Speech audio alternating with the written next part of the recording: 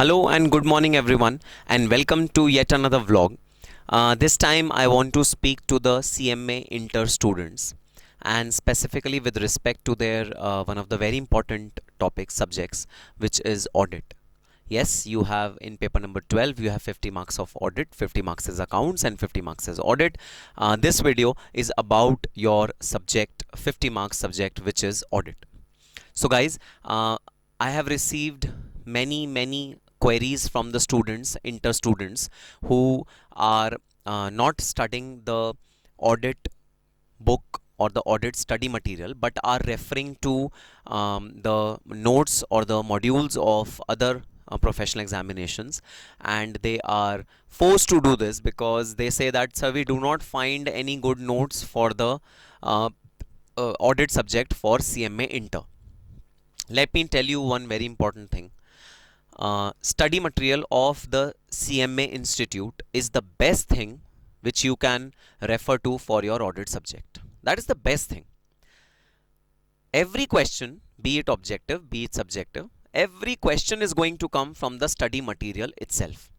So it is best to refer to the study material of the Institute of Cost Accountants of India to study for this subject, which is audit.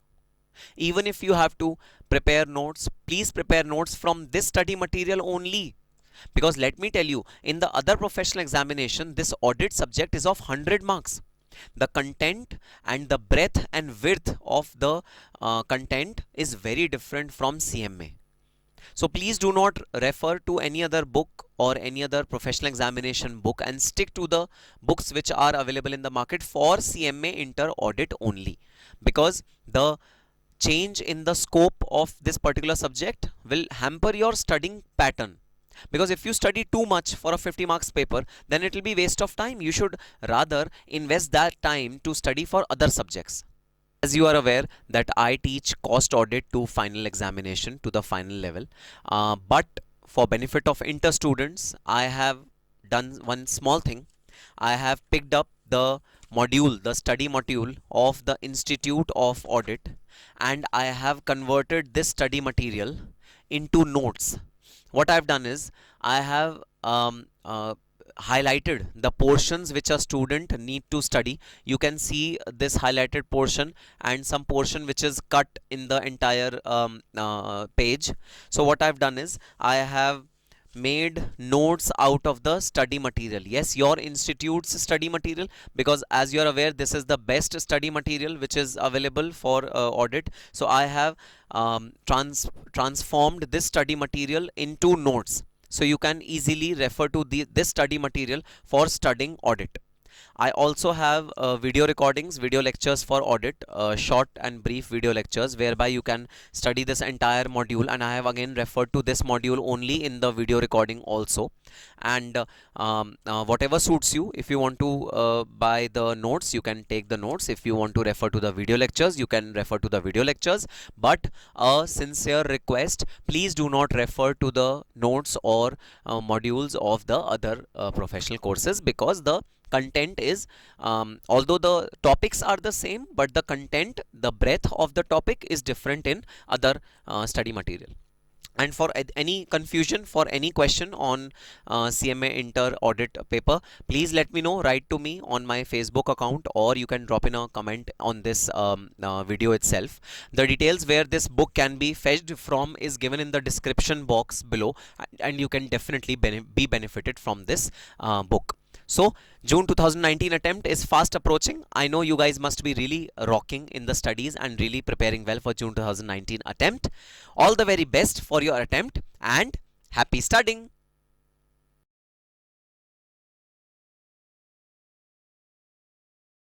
Hello and good morning everyone, and welcome to the next chapter of our syllabus.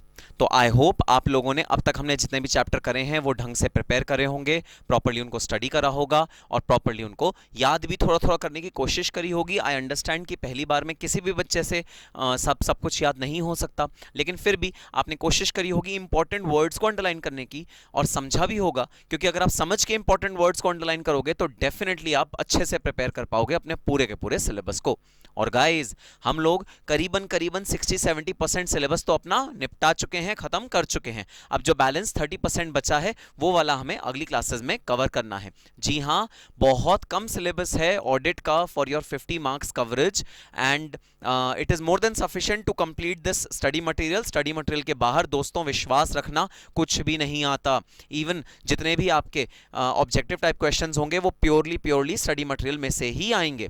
Therefore please trust करना, क्योंकि trust बहुत important चीज होती है। Study material पे अगर आप trust करोगे definitely you are going to reap good marks in your audit, and accountancy तो आपका अच्छा होगा ही होगा। तो प्रैक्टिकल प्लस ऑडिट का थ्योरेटिकल पोर्शन अगर कंबाइन कर दिए जाए, आराम से मैं समझता हूं 60 क्रॉस करना, एग्जेम्पशन लाना इंटर में कोई भी बड़ी बात नहीं है, कोई भी मुश्किल काम नहीं है।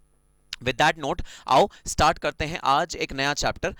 हमें जो चैप्टर आज शुरू करना है वो है रिपोर्टिंग रिक्वायरमेंट्स। भाई हमें अल्टीमेटली देखो, हम जो भी बना रहे हैं, तो जैसे एप्पल कंपनी क्या बनाता है बताओ जरा? आईफोन बनाता है, आईपैड बनाता है। अच्छा, डिटॉल कंपनी क्या बनाता है? एंटीसेप्टिक लोशंस बनाता है। अच्छा, पामोलिव कंपनी क्या बनाती है? सोप्स बनाती है, डिटर्जेंट्स बनाती है, बिल्कुल। पतंजलि कंपनी क्या बनाती है? मल्टीपल प्रोडक्ट्स बनाती है, अलग अलग चीज़ों में उसका टाई अप है वेरियस ऑर्गेनाइजेशंस के साथ, और वो अलग अलग प्रोडक्ट्स बनाती है और मार्केट में सेल करती है। अब जरा बताओ हमारा प्रोडक्ट क्या है? हमारा मतलब कॉस्ट अकाउंटेंट्स का प्रोडक्ट क्या है, या एक ऑडिटर का प्रोडक्ट क्या है जो हम बनाते हैं और मार्केट में डिलीवर कराते हैं? सर, हम कोई प्रोडक्ट तो बनाते ही नहीं, हम तो सर्विसेज देते हैं। जी हाँ, हम सर्विसेज देते हैं, लेकिन फिर भी हम प्रोडक्ट बनाते हैं। हमारा जो आईफोन है ना, हमारा जो शैम्पू है ना, हमारा जो सोप है ना, वो है हमारी ऑडिट रिपोर्ट। तो ऑडिट रिपोर्ट इतनी परफेक्ट होनी चाहिए, जैसे आईफोन के बारे में क्या कहा जाता है, it is the world's most precise phone. Precise in the sense, आपको आईफोन अगर आपने खरीद लिया तो फिर आपको बिल्कुल भी उसमें टेक्निकल हिच नहीं आता, हैंग नहीं होता, और बहुत सारे बेनिफिट्स हैं। सिर्फ आईफोन ही नहीं, for that matter Samsung, Sony Ericsson, आप कोई भी और फोन लीजिए। तो प्रोडक्ट की खासियत क्या होती है? प्रोडक्ट में बेस्ट पार्ट क्या होता है? प्रोडक्ट का बेस्ट पार्ट ये होता है कि वो एरर फ्री हो, बेस्ट क्वालिटी का हो, और बहुत अच्छे से यूटिलिटी दे पाए जो भी उसको खरीदे। हमारे ऑडिट रिपोर्ट भी एक प्रोडक्ट के इक्वली है भाई। हमारा ऑडिट रिपोर्ट एक प्रोडक्ट है, और हमारे ऑडिट रिपोर्ट का क्या फीचर होना चाहिए? एकदम परफेक्ट बनना चाहिए, एरर फ्री बनना चाहिए, और तो और दिखने में भी अच्छा होना चाहिए। जी हाँ, फॉर्मेटिंग, फॉन्ट साइज ऐसा ना हो, किसी लाइन की फॉन्ट साइज हो 11 और किसी लाइन का फॉन्ट साइज हो 13, तो फॉन्ट साइज में वेरिएंस नहीं होना चाहिए, डिफरेंस नहीं होना चाहिए। तो फॉन्ट साइज भी एकदम परफेक्ट होना चाहिए। तो हमारे लिए हमारा आईफोन क्या है? हमारी ऑडिट रिपोर्ट। तो आज हम पढ़ने जा रहे हैं हमारा फाइनल प्रोडक्ट। ऑडिट करने के बाद जो फाइनल प्रोडक्ट हम कंपनी के बिफोर रखेंगे, शेयर होल्डर्स के बिफोर रखेंगे, वो होगी हमारी ऑडिट रिपोर्ट। आज हम उसके बारे में पढ़ने जा रहे हैं कि किस किस तरह की ऑडिट रिपोर्ट होती है, उसमें क्वालिफिकेशंस किस तरह दी जाती हैं, क्या क्या रिजर्वेशंस दी जाती हैं। ये सब वर्ड्स हम बीच में पढ़ेंगे जब भी ऑडिट रिपोर्ट का हम वेरियस टाइप्स पढ़ेंगे। तो आओ स्टार्ट करते हैं chapter reporting requirements under companies act, report versus certificate, contents of report and qualification in this report. मैं हूं पेज नंबर 401 पे। अब एक बात मैं आपको याद दिलाना चाहता हूं, qualification in normal parlance, in common parlance is a positive word. आपकी क्वालिफिकेशन क्या है? मैं ग्रेजुएट हूं, मैं सीए इंटर क्वालिफाइड हूं, मैं सीए फाइनल क्वालिफाइड हूं, सीएमए फाइनल क्वालिफाइड हूं। तो in common parlance qualification means positivity, positive word. लेकिन in audit world qualification means negativity. Qualification वहां दी जाती है जहां कुछ ना कुछ एरर होता है, किसी ना किसी तरह की प्रॉब्लम होती है। So in auditing world qualification means it's a negative attribute और अ नेगेटिव थिंग। तो अगर कहीं भी ऑडिटर ने कोई मिस्टेक पॉइंट आउट करी है, कोई एरर पॉइंट आउट किया है, कोई फ्रॉड पॉइंट आउट किया है, किसी भी तरह की गड़बड़ी पॉइंट आउट करी है, that is highlighted by way of a qualification, and therefore qualification is a negative attribute in any auditors report. तो हर कंपनी क्या चाहेगी दोस्तों? हर कंपनी क्या चाहेगी? हर कंपनी ये चाहेगी कि हमारी ऑडिट रिपोर्ट अनक्वालिफाइड हो। अनक्वालिफाइड मतलब उसमें कोई भी क्वालिफिकेशन ना हो, उसमें कोई भी गलती ऑडिटर ने हाईलाइट ना करी हो, उसमें किसी भी तरह का एरर ऑडिटर ने हाईलाइट ना करा हो। हमारी ऑडिट रिपोर्ट हर कंपनी ऐसी चाहेगी। लेकिन ऑडिटर की क्या रिस्पॉन्सिबिलिटी? ऑडिटर की रिस्पॉन्सिबिलिटी कि वो सच सच डिस्क्लोज करे अगर कोई क्वालिफिकेशन है तो, सच सच डिस्क्लोज करे अगर कोई एरर या मिस्टेक है तो। ये ऑडिटर की रिस्पॉन्सिबिलिटी। आओ स्टार्ट करते हैं। तो सबसे पहले कंसेप्ट एंड डेफिनेशन में बड़ी एक सिंपल सी बात आपको याद रखनी है दोस्तों। Audit report is called as the ultimate and final product of every audit. हर ऑडिट का जो फाइनल प्रोडक्ट है वो क्या है, वो है audit report. It is a statement of observation gathered and considered while providing conclusive evidence. तो आपने कंक्लूसिव एविडेंस के बेसिस पे of the companies financial position, company के फाइनेंशियल पोजीशन पे जो आपने कमेंट किया है, ऑब्जर्वेशन किया है on the basis of evidence, उसे हम कहते हैं audit report. Expresses his opinion, auditor जहां अपना ओपिनियन एक्सप्रेस करता है उसे कहते हैं ऑडिट रिपोर्ट। अच्छा, इसकी इंपॉर्टेंस क्या है भाई? सबसे बड़ी इंपॉर्टेंस, ये फाइनल प्रोडक्ट है, this is the concluding part of the audit process. पूरे प्रोसेस का जो कंक्लूजन होगा वो इस वाले रिपोर्ट में होगा, तो audit report is the concluding part. Then ये ऑडिटर्स ओपिनियन देता है। ऑडिट रिपोर्ट क्या देता है? ऑडिटर्स ओपिनियन देता है। It reflects the work done by the auditor, auditor ने क्या काम किया है, जब से वो आया और ऑडिट किया उसने क्या क्या काम किया है, वो रिफ्लेक्ट करता है ऑडिट रिपोर्ट में। ऑडिटर की रिस्पॉन्सिबिलिटी बताता है ऑडिट रिपोर्ट। तो भाई ऑडिटर की प्रिलिमिनरी रिस्पॉन्सिबिलिटी क्या होती है, क्या क्या उसने मैनेजमेंट की बातों पे रिलाई किया है, किन एविडेंसेस पे रिलाई करा है, ये सब चीजें ऑडिट रिपोर्ट बताती हैं। Then it is the real position of the financial status of the company. सबसे बड़ी बात ये कि ऑडिट रिपोर्ट फाइनेंशियल स्टेटमेंट्स की ऑथेंटिसिटी को बताती है कि कितनी ऑथेंटिक हैं हमारी फाइनेंशियल पोजीशन या फाइनेंशियल स्टेटमेंट्स। तो ये सबसे इंपॉर्टेंट पार्ट है ऑडिट रिपोर्ट का। अब देखो एलिमेंट्स क्या होते हैं ऑडिट रिपोर्ट के, वेरियस एलिमेंट्स पढ़ेंगे ब्रीफली। तो बस देखो, आपको ज्यादा इन डेप्थ याद करने की जरूरत नहीं है, बस आपको ये पॉइंटर्स याद करने हैं कि कौन कौन से पैराग्राफ होते हैं एक ऑडिट रिपोर्ट के अंदर। तो सबसे पहली जो चीज होती है ऑडिट रिपोर्ट के अंदर वो होती है टाइटल। टाइटल मतलब नाम, क्या डॉक्यूमेंट का नाम है, बताना जरा डॉक्यूमेंट का नाम क्या है। ऑफ कोर्स ऑडिटर्स रिपोर्ट, ये है हमारे डॉक्यूमेंट का नाम, तो title is auditor's report. Then addressee, ये ऑडिट रिपोर्ट किसको एड्रेस होने वाली है, याद करना, मैंने पिछले चैप्टर्स में पढ़ाया है, जो अपॉइंट करेगा ऑडिटर को उसी के नाम एड्रेस होगी ऑडिटर्स रिपोर्ट। तो फॉर एग्जाम्पल स्टैट्यूटरी ऑडिटर्स को कौन अपॉइंट करता है, शेयर होल्डर्स, मेंबर्स। तो स्टैट्यूटरी ऑडिट रिपोर्ट किसके नाम दी जाएगी, शेयर होल्डर्स या मेंबर्स के नाम। और बताना जरा कॉस्ट ऑडिटर को कौन अपॉइंट करता है, कॉस्ट ऑडिटर को, सर कॉस्ट ऑडिटर को अपॉइंट करता है बोर्ड ऑफ डायरेक्टर्स। तो बताना जरा कॉस्ट ऑडिट रिपोर्ट किसके नाम दिया जाएगा, कॉस्ट ऑडिट रिपोर्ट नाम दिया जाएगा बोर्ड ऑफ डायरेक्टर्स के नाम। तो एड्रेस ही इंपॉर्टेंट है, किसको ऑडिट रिपोर्ट एड्रेस की जा रही है। फिर जो सबसे पहला पैराग्राफ होता है दोस्तों वो होता है ओपनिंग और इंट्रोडक्टरी पैराग्राफ। इसमें तीन चीजें आती हैं, तीन चीजें याद करना, बस तीन चीजें ओपनिंग पैराग्राफ में होती हैं। हम आइडेंटिफाई करते हैं कौन से फाइनेंशियल स्टेटमेंट्स का ऑडिट हो रहा है, कौन से पीरियड का ऑडिट हो रहा है, और किस किस की रिस्पॉन्सिबिलिटी क्या क्या है। जैसे मैनेजमेंट की रिस्पॉन्सिबिलिटी है फाइनेंशियल स्टेटमेंट बनाना, और ऑडिटर की रिस्पॉन्सिबिलिटी है उन पे कमेंट करना। तो ऑडिटर की रिस्पॉन्सिबिलिटी फाइनेंशियल स्टेटमेंट बनाना नहीं है।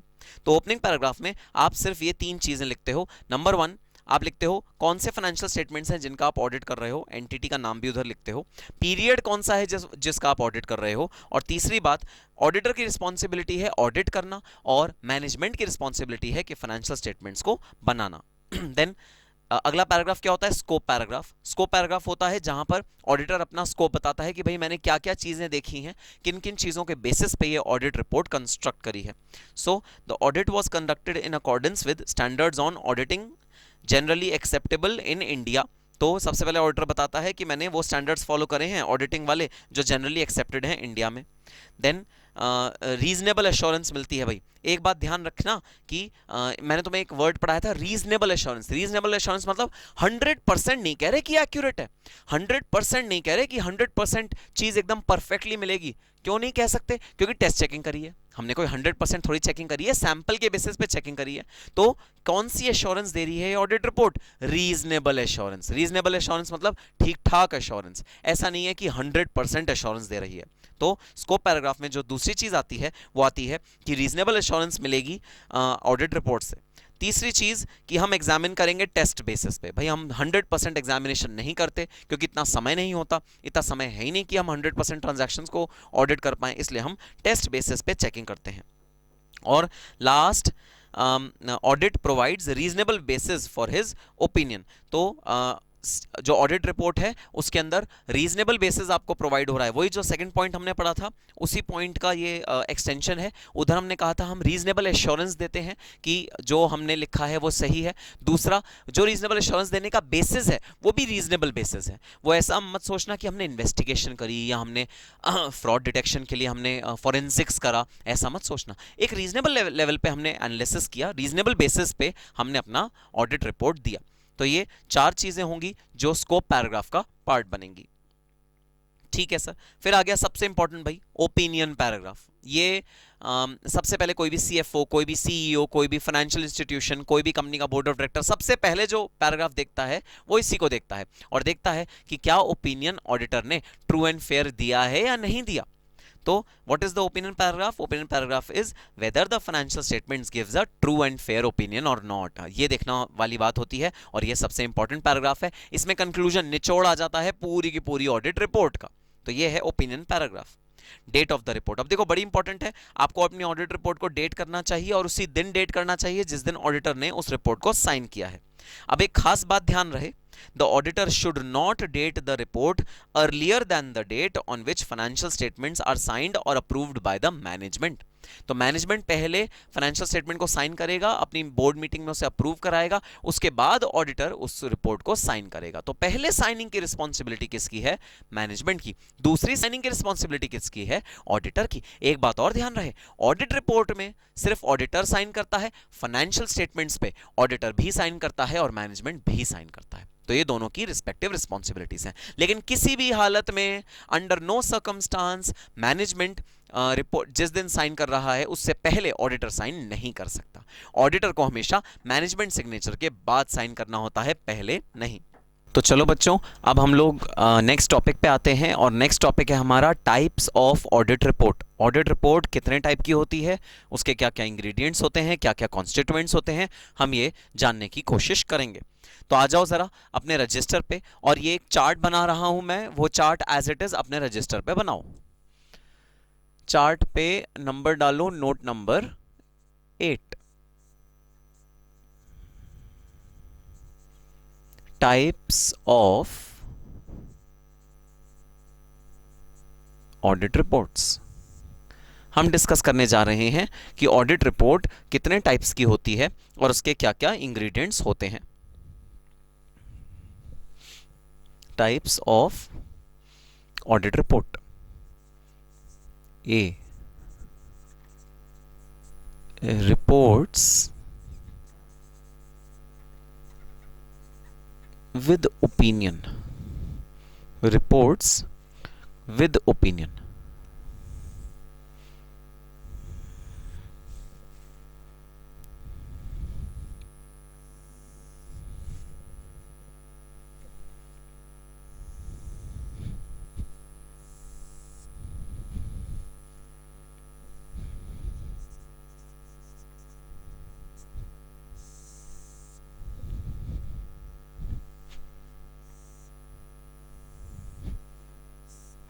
फोर कॉलम्स बनाना,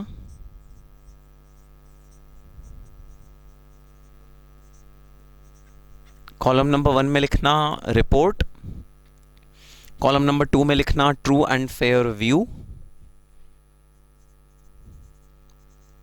कॉलम नंबर 3 में लिखा जाएगा प्रेजेंट इश्यूज, या फिर इसका दूसरा नाम करंट इश्यूज,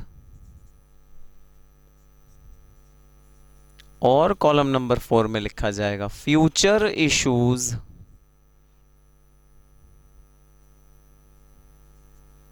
या प्रोबेबल इश्यूज। ठीक है, तो 4 कॉलम बनाए आपने। Column number 1 report, column number 2 true and fair view, present और current issues and future issues और प्रोबेबल इश्यूज। तो सबसे पहली टाइप की रिपोर्ट है, एक सीरियल नंबर का भी कॉलम डाल देते हैं, सीरियल नंबर 1, अनक्वालिफाइड रिपोर्ट। तो सबसे पहली रिपोर्ट है अनक्वालिफाइड रिपोर्ट। इसका एक और नाम होता है क्लीन रिपोर्ट। अनक्वालिफाइड रिपोर्ट या clean report.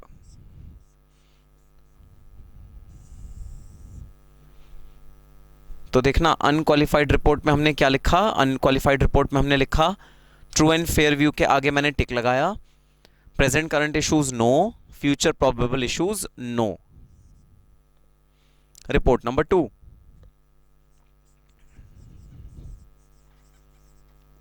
Emphasis of matter. दूसरी टाइप की रिपोर्ट का नाम है एम्फेसिस ऑफ मैटर। अभी भाई डायग्राम बना लो, एक्सप्लेन में जब आप डायग्राम बना लोगे तब करूंगा, ठीक है सर। हम सारी रिपोर्ट्स को डिटेल में समझेंगे कि रिपोर्ट के इंग्रेडिएंट्स क्या होते हैं इन सारी रिपोर्ट्स के, ठीक है sir.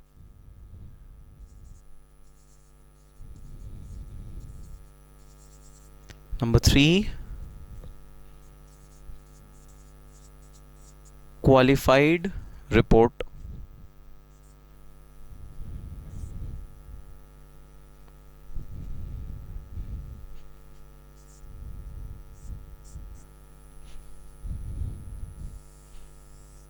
Number 3, qualified report. Number 4,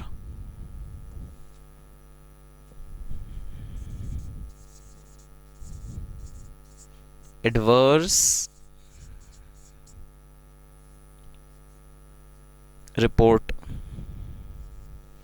Number 4, adverse report.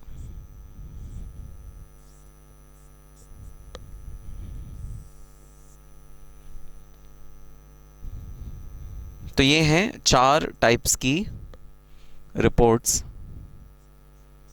अब जहां तुमने फ्यूचर इश्यूज और प्रोबेबल इश्यूज लिखा है ना, फ्यूचर इश्यूज और प्रोबेबल इश्यूज, उसमें लगाना एक स्टार और स्टार को डिफाइन करना।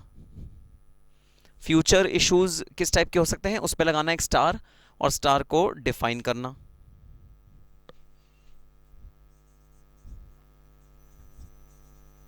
Going concern, comma,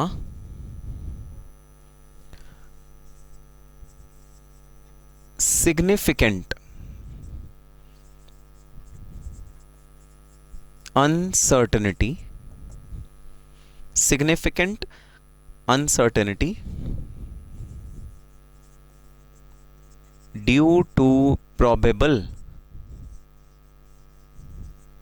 future events, significant uncertainty due to probable future events. तो स्टार को आपने डिफाइन किया, आप चाहो तो रजिस्टर के नीचे जहां ये टेबल आपकी खत्म हुई आप वहां पर भी स्टार डिफाइन कर सकते हो, आप चाहो तो टेबल के साइड में जहां भी स्पेस हो वहां पर आपको ये स्टार करके डिफाइन करना है, ठीक है सर, बात समझ में आ गई। अब आ जाओ समझते हैं कि ये चार्ट हमको क्या समझाने की कोशिश कर रहा है, कौन कौन सी टाइप की ऑडिट रिपोर्ट होती हैं बच्चों।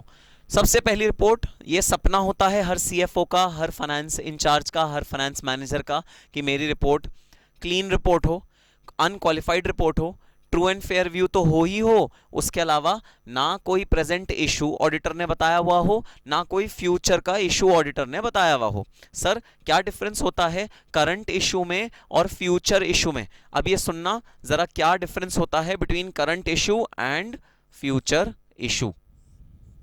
ये देखना, मैंने एक टाइमलाइन बनाई है, ये ईयर स्टार्ट हो रहा है 1 अप्रैल 2018 और खत्म हो रहा है 31 मार्च 2019। ये है हमारा ऑडिट ईयर, जिस ईयर का हम ऑडिट करना प्रपोज कर रहे हैं, ये है ऑडिट ईयर। तो भाई जो बैलेंस शीट बनेगी वो कौन से ईयर की बनेगी? इसी ईयर की बनेगी। जो पीएनएल अकाउंट बनेगा वो कौन से ईयर का बनेगा? वो इसी ईयर का बनेगा।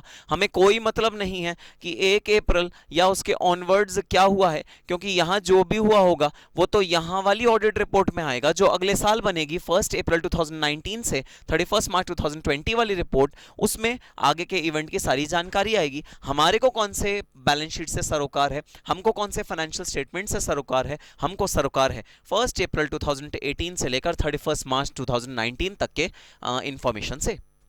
लेकिन दोस्तों हमें डेफिनेटली सरोकार इस पीरियड तक के ट्रांजैक्शंस तक का है, लेकिन अगर हमारी नजर में कोई अगले पीरियड की ऐसी ट्रांजैक्शन आ जाती है जिसका सिग्निफिकेंट इंपैक्ट पड़ेगा कंपनी के फाइनेंशियल्स पे, अगले साल के भले ही फाइनेंशियल्स पे सिग्निफिकेंट इंपैक्ट पड़े, लेकिन अगर कोई ऐसी हरकत, अगर कोई ऐसी ट्रांजैक्शन हमारी नजरों में आ जाती है जो ग्रॉस गड़बड़ी कंपनी कर रही है, तो हमारी जिम्मेदारी है, डिस्पाइट ऑफ द फैक्ट कि हम उस पीरियड का ऑडिट नहीं कर रहे, लेकिन हमको रिपोर्ट करनी पड़ेगी अपने इस पीरियड की ऑडिट रिपोर्ट में वो वाली बात जो अगले पीरियड से बिलोंग करती हो। अगर हमारी नजर में आ जाए, सपोज कोई फ्रॉड पकड़ा गया कंपनी में अगले पीरियड में, सपोज कोई गलत कोई इंफॉर्मेशन मिली कंपनी को अगले पीरियड में, जैसे गोइंग कंसर्न अगले पीरियड में खत्म हो रही है, ये कंपनी ज्यादा लंबे समय तक टिकने वाली नहीं है, ऑल द फाइनेंशियल स्टेटमेंट तो बिल्कुल परफेक्टली बनाए हैं कंपनी ने, लेकिन कंपनी वाइंडिंग अप करने के प्रोसीजर में है, इसे कहते हैं गोइंग कंसर्न। तो इस साल के फाइनेंशियल्स पे तो कोई असर नहीं पड़ा, लेकिन हमें पता है कल को कंपनी बंद होने वाली है, तो हमें अपने यूजर्स को ये इंफॉर्मेशन पहले से देनी पड़ेगी, ये जिम्मेदारी है। तो प्रेजेंट इश्यूज या करंट इश्यूज का क्या मतलब है समझना जरा। इन इश्यूज का मतलब है वो चीजें जो 1 अप्रैल 2018 से 31 मार्च 2019 के बीच में होंगी, वो सारे के सारे इश्यूज मेरे करंट इश्यूज कहलाएंगे। और वो सारे इश्यूज जो 1 अप्रैल के बाद किसी भी पीरियड में हो रहे हैं, जब तक ऑडिट खत्म नहीं हो जाता तब तक जो इश्यूज हो रहे हैं, वो फ्यूचर इश्यूज कहलाएंगे। एक ऑडिटर की जिम्मेदारी कि वो करंट इश्यूज को भी रिपोर्ट करे और फ्यूचर इश्यूज को भी रिपोर्ट करे। तो अनक्वालिफाइड रिपोर्ट में क्या होता है, ट्रू एंड फेयर व्यू होता है, करंट इश्यू कोई भी नहीं होता, फ्यूचर इश्यू भी कोई भी नहीं होता। अब आ जाओ दूसरे टाइप के ऑडिट रिपोर्ट पे, जो कि है एम्फेसिस ऑफ मैटर। इसमें क्या होता है, ट्रू एंड फेयर व्यू तो है, करंट इश्यू कुछ भी नहीं है, लेकिन फ्यूचर इश्यू है। तो करंट ईयर के जो फाइनेंशियल्स बने हैं, बैलेंस शीट बनी है, पीएनएल अकाउंट बना है, वो तो एकदम परफेक्टली बना है, उसके बेसिस पे तो ओपिनियन एकदम अनक्वालिफाइड क्लीन ओपिनियन जाना चाहिए। लेकिन हमें पता है अगले साल कंपनी ने कोई ऐसी हरकत कर दी है या कोई ऐसी ट्रांजैक्शन कर दी है जो हमारे यूजर्स ऑफ फाइनेंशियल इंफॉर्मेशन को पता होनी चाहिए। जैसे हमारी कंपनी मर्ज होने वाली है किसी और कंपनी के साथ, अरे ये यूजर्स को बात पता होनी चाहिए, भले ही होने वाली है अगले साल, लेकिन इस साल के भी ऑडिट रिपोर्ट में इसका मेंशन होना चाहिए। अगर ऐसी बात है तो हम उस ऑडिट रिपोर्ट को नाम देते हैं emphasis of matter. Emphasis of matter का मतलब करंट ईयर ये वाली बात ज्यादा सिग्निफिकेंस नहीं है, लेकिन फ्यूचर में ये वाली बात जरूर सिग्निफिकेंट हो जाएगी, इसलिए हम आपका अटेंशन ड्रॉ कर रहे हैं। एम्फेसिस ऑफ मैटर मतलब अटेंशन ड्रॉ करना, हम आपका अटेंशन ड्रॉ कर रहे हैं एक ऐसे फ्यूचर इशू पे जो आपके लिए फ्यूचर में रेलेवेंट होगा, करंट में इसका कोई भी रेलेवेंस नहीं है। और करंट बैलेंस शीट और पीएनएल अकाउंट बिल्कुल बढ़िया ढंग से बनाई हुई है कंपनी ने। This is the second aspect which is emphasis of matter. Third, qualified report. Qualified report का दोस्तों मतलब यह है कि भाई ट्रू एंड फेयर व्यू तो है, वहां तो टिक लगा हुआ है, ठीक है, broadly true and fair view company दे रही है, ओपिनियन हमारा ब्रॉडली ट्रू एंड फेयर है, लेकिन कुछ ऐसे इश्यूज हैं, चाहे वो फ्यूचर के भले ही हो चाहे ना हो, लेकिन करंट में कुछ ऐसे इश्यूज हैं जिनको हमको अपनी ऑडिट रिपोर्ट में डालना पड़ रहा है। जैसे छोटी मोटी चीजें, तो कुछ ऐसी छोटी मोटी गलतियां हैं हमारे फाइनेंशियल स्टेटमेंट में जो हम इश्यूज को हाईलाइट कर रहे हैं, हम क्वालिफाइड ओपिनियन दे रहे हैं, लेकिन हम ट्रू एंड फेयर तो कह रहे हैं भाई ब्रॉडली सब कुछ ठीक ठाक है, लेकिन बस कुछ 2 लाख रुपए के खर्चे को जो पर्सनल नेचर के थे उनको कैपिटलाइज करा हुआ है, या कैपिटल नेचर के थे उनको उनको रेवेन्यू अकाउंट में डाला हुआ है। इस तरह के कुछ छोटे मोटे एरर हैं जो कंपनी ने करे हैं, but broadly company true and fair view दे रही है।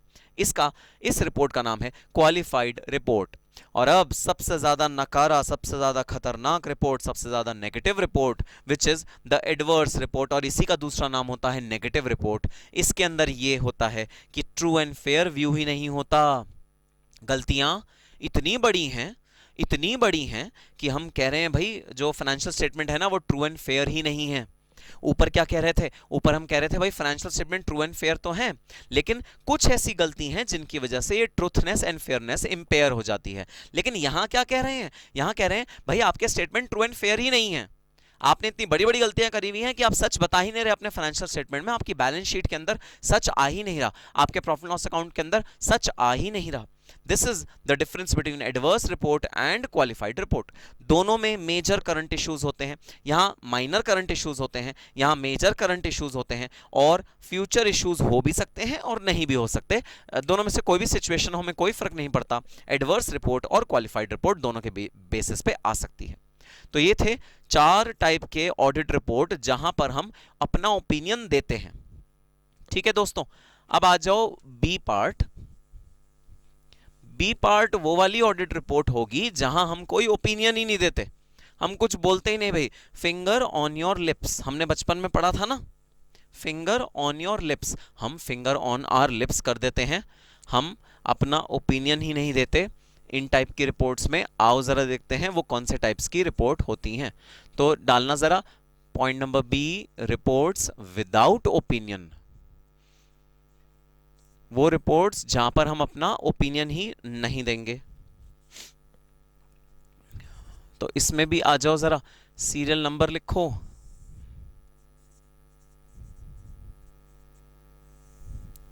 रिपोर्ट लिखो और रिमार्क्स लिखो। अच्छा, सीरियल नंबर कंटिन्यूएशन में डालना भाई, 5th सीरियल नंबर होगा, 5th सीरियल नंबर है।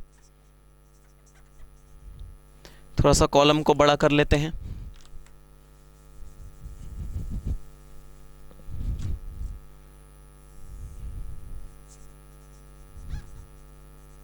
बस 3 कॉलम ही चाहिए इसमें। तो देखना, disclaimer of opinion, 5th serial number, 5th type की ऑडिट रिपोर्ट है, डिस्क्लेमर ऑफ ओपिनियन। और ये किस हेडिंग के अंदर है? Reports without opinion. इस रिपोर्ट में कोई ओपिनियन नहीं होगा। रिमार्क्स में लिखना, no opinion expressed by the auditor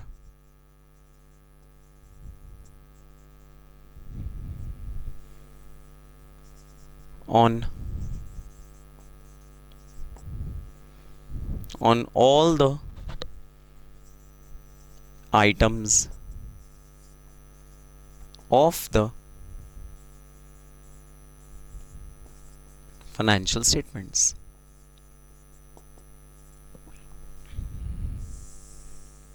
जब ऑडिटर कोई भी ओपिनियन एक्सप्रेस नहीं करता on all the items of the financial statement, तब हम उसको कहते हैं disclaimer of opinion। और छठा,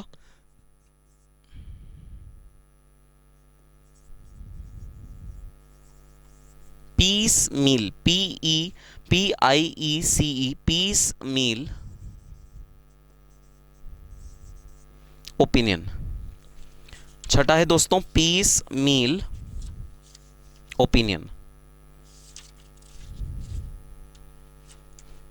पीसमील ओपिनियन में क्या होता है? पीसमील ओपिनियन में होता है no opinion expressed by the auditor on, no opinion expressed by the auditor on certain items of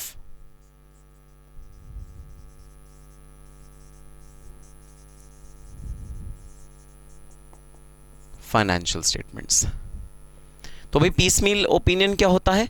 no opinion express by the auditor, auditor express नहीं करेगा opinion on certain items of financial statements. तो देखना difference क्या है, यहां है all items, यहां है सर्टन आइटम्स, ये डिफरेंस है पीसमील में और डिस्क्लेमर ऑफ ओपिनियन में। ठीक है, तो ये 2 टाइप की हैं जहां पर आप अपना ओपिनियन दोगे ही नहीं, 2 टाइप ऑफ ऑडिट रिपोर्ट। ठीक है, अब जरा एक नोट लिखना, दोनों टेबल्स के नीचे एक नोट आएगा, नोट में लिखना reports mentioned in serial number 2 to 6 are also known as modified reports reports mentioned in serial number 2 to 6 are also known as modified reports or modified opinion. Modified reports और modified opinion.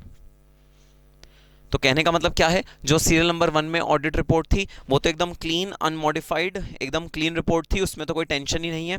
लेकिन serial number 2 से लेकर serial number 6 तक जितनी भी audit report हैं वो modified या फिर मॉडिफाइड ओपिनियन या मॉडिफाइड रिपोर्ट कहलाएगी, क्योंकि उसके अंदर ऑडिटर ने अपनी रिजर्वेशन या क्वालिफिकेशन दी है, चाहे वो किसी भी तरह की हो।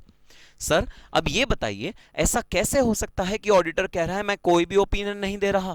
अरे भाई हो सकता है फाइनेंशियल स्टेटमेंट्स या बुक्स ऑफ अकाउंट्स या जो अकाउंट्स हैं उनकी इंफॉर्मेशन ऑडिटर को दे ही ना मैनेजमेंट के पास से सपोज फ्लड आ गया और सारी की सारी बुक्स बह गई, सपोज आग लग गई और सारी की सारी बुक्स खत्म हो गई, फाइनेंशियल रिकॉर्ड्स खत्म हो गए, अकाउंटिंग रिकॉर्ड्स खत्म हो गए, या कोई भी इनएडवर्टेंट एक्सीजेंसी आ गई जिसकी वजह से ऑडिटर को इन्फॉर्मेशन दे ही नहीं पाया मैनेजमेंट, तो ऑडिटर के पास एक ऑप्शन होता है, वो कह सकता है भाई I am not giving any opinion. अब वो नॉट गिविंग एनी ओपिनियन दो टाइप का हो सकता है, I am not giving any opinion on all the items of financial statements और I am not giving an opinion on certain items of financial statements. ये दोनों में डिफरेंस हो सकता है, बट दोनों विदाउट ओपिनियन वाली ऑडिट रिपोर्ट होती हैं। अगर ऑल आइटम्स होगा तो उस रिपोर्ट का नाम होगा डिस्क्लेमर ऑफ ओपिनियन, और अगर कुछ आइटम्स पे आप अपना ओपिनियन नहीं देना चाहते तो उस रिपोर्ट का नाम होगा पीस मील ओपिनियन। ये डिफरेंस है डिस्क्लेमर ऑफ ओपिनियन और पीस मील ओपिनियन में। तो आप दोनों टेबल को कॉपी कर लो अपने रजिस्टर में, एकदम ब्रीफ में एग्जाम पॉइंट ऑफ व्यू से, एकदम जब आपको जल्दी जल्दी याद करना होता है तो इस टेबल को बहुत हैंडीली आप यूज कर सकते हो ताकि आप इमीडिएटली सारा रिपोर्ट का टाइप्स याद कर सको। तो ये 6 टाइप की ऑडिट रिपोर्ट्स हैं जो हमको पढ़नी है। आप लोग वीडियो को पॉज करके एक बार दोनों टेबल्स कॉपी कर लो अपने रजिस्टर में। तो आओ अब पढ़ना शुरू करते हैं हम डिटेल में ये 6 टाइप की रिपोर्ट। तो ये 6 टाइप की रिपोर्ट होती हैं जो एक ऑडिटर दे सकता है, और मैंने आपको 6 के इंग्रेडिएंट्स कॉन्स्टिट्यूएंट्स क्या होता है, किसमें किसमें क्या चीज़ नहीं होती, वो पूरी की पूरी डिटेल में एक्सप्लेन करी है। आओ हम अब पढ़ते हैं इन सारे 6 के 6 ओपिनियंस को। Number 1, unqualified opinion. The financial statements give true and fair view. तो अनक्वालिफाइड ओपिनियन में देखो सबसे पहली चीज़ क्या होती है, ट्रू एंड फेयर व्यू होता है। Does not have any significant reservation in respect of matters contained in the financial statements। तो एक तो ट्रू एंड फेयर व्यू होता है और कोई भी रिजर्वेशन कोई भी क्वालिफिकेशन नहीं होती with respect to financial statements. ये निशानी होती है अनक्वालिफाइड ओपिनियन की। और अनक्वालिफाइड ओपिनियन का मतलब क्या होता है, इट इंडिकेट्स, क्या इंडिकेट करता है भाई, जो फाइनेंशियल स्टेटमेंट है वो जनरली एक्सेप्टेड अकाउंटिंग प्रिंसिपल के अकॉर्डिंग बने हैं, स्टैट्यूटरी रिक्वायरमेंट, लीगल रिक्वायरमेंट सारी की सारी तमाम लॉ की, companies act, PF act, income tax act सबकी फुलफिल हो रही है। नंबर 3, डिस्क्लोजर सारे परफेक्ट तरीके से डिस्क्लोज करे गए हैं जो चीज़ें डिस्क्लोज होनी चाहिए। नंबर 4, कुछ भी चेंज आया है अकाउंटिंग पॉलिसी में तो वो हमने डिस्क्लोज किया है प्रॉपर्ली फाइनेंशियल स्टेटमेंट में। ये हैं 4 चीज़ें जो अनक्वालिफाइड ओपिनियन से नजर आती हैं। ठीक है, अब चलते हैं मॉडिफाइड ऑडिट रिपोर्ट पे। तो 2 सीरियल नंबर से लेकर 6 सीरियल नंबर तक के रिपोर्ट्स को मैं नाम दूंगा मॉडिफाइड, जहां कुछ गड़बड़ी पाई गई है। वो गड़बड़ी किस नेचर की होती है। Number 1, emphasis of matter. Emphasis of matter में किसी भी तरह का गोइंग कंसर्न है, फ्यूचर में जाके कंपनी बंद होने वाली है, उसको रिपोर्ट किया जाता है। सिग्निफिकेंट अनसर्टनिटी है, फ्यूचर का कोई इवेंट होने वाला है जिसकी वजह से फ्यूचर में कुछ ना कुछ एक्सपेंडिचर आने वाला है या कुछ ऐसा कुछ इवेंट होने वाला है जिसकी वजह से फाइनेंशियल स्टेटमेंट्स का जो डिसीजन मेकिंग है जो शेयर होल्डर के हाथ में होता है, शेयर होल्डर डिसीजन अपना चेंज कर सकता है, तो सिग्निफिकेंट अनसर्टनिटी है फ्यूचर में। मल्टीपल अनसर्टनिटीज़ हैं, बहुत सारी चीज़ें हैं जो फ्यूचर में ऑडिटर हाईलाइट करना चाहता है शेयर होल्डर्स को। Impact of paragraph does not affect the auditors opinion. अब इसका इम्पैक्ट क्या होता है एम्फेसिस ऑफ मैटर का, भाई ओपिनियन तो नहीं गड़बड़ाता, क्योंकि हमारा जो पीरियड है ऑडिट पीरियड है वो ऑडिट पीरियड की तो सारी चीज़ें ठीक हैं, तो ओपिनियन तो नहीं गड़बड़ाता। ट्रू एंड फेयर व्यू तो हम देंगे ही देंगे। एम्फेसिस ऑफ मैटर बस ये बताता है कि भाई करंट पीरियड के लिए तो ट्रू एंड फेयर है, लेकिन फ्यूचर में ज़रूर कुछ ना कुछ चेंजेस कंपनी में बदलाव होने वाले हैं जो शेयर होल्डर को देखना है, सिग्निफिकेंट है नहीं है, वो शेयर रिटेन करना चाहते हैं नहीं रिटेन करना चाहते, सब शेयर होल्डर की रिस्पॉन्सिबिलिटी है। ऑडिटर की कोई भी रिस्पॉन्सिबिलिटी नहीं है। ऑडिटर की सिर्फ रिस्पॉन्सिबिलिटी ये कि वो शेयर होल्डर को हाईलाइट कर दे कि सुनो शेयर होल्डर, ये चीजें फ्यूचर में होने वाली हैं, करंटली तो ट्रू एंड फेयर व्यू है ही है।